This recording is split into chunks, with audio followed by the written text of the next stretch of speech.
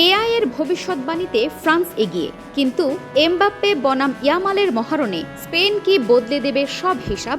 Quarter ফাইনালের সব উত্তেজনা শেষ।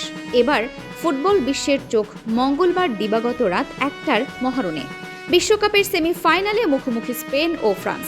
শক্তিশালী এই দুই দলের লড়াইকে টুর্নামেন্টের অন্যতম সেরা ম্যাচ হিসেবে দেখা হচ্ছে।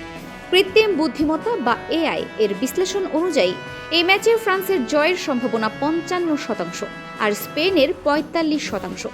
অর্থাৎ খুব সামান্য ব্যবধানে এগিয়ে রয়েছে ফরাসিরা। ফ্রান্সকে এগিয়ে রাখার প্রধান কারণ তাদের দুর্দান্ত আক্রমণ ভাগ, কিলিয়ান এমবাপ্পের গতি, বড় ম্যাচে অভিজ্ঞতা এবং দ্রুত কাউন্টার অ্যাটাক যে কোনো প্রতিপক্ষের জন্য বড় হুমকি। ২০১৮ সালের বিশ্ব চ্যাম্পিয়ন এবং ২০২২ সালের রানার্স আপ হওয়ায় চাপের ম্যাচ সামলানোর অভিজ্ঞতাও তার পক্ষে বড় সুবিধা। অন্যদিকে স্পেনের সবচেয়ে বড় শক্তি তাদের বল দখলে রাখার ক্ষমতা, নিখুঁত পাসিং এবং মাঝ মাঠের নিয়ন্ত্রণ। তরুণ তারকা লামিন ইয়ামাল আক্রমণে নতুন মাত্রা যোগ করেছেন।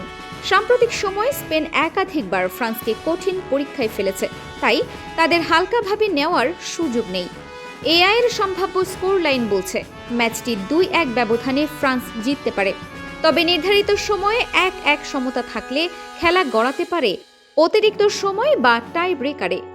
সব মিলিয়ে প্রথম গোল, মাঝ মাঠের দখল এবং সুযোগ কাজে লাগানোর দক্ষতায় নির্ধারণ করতে পারে বিশ্বকাপের ফাইনালের টিকিট পাবে স্পেন নাকি ফ্রান্স।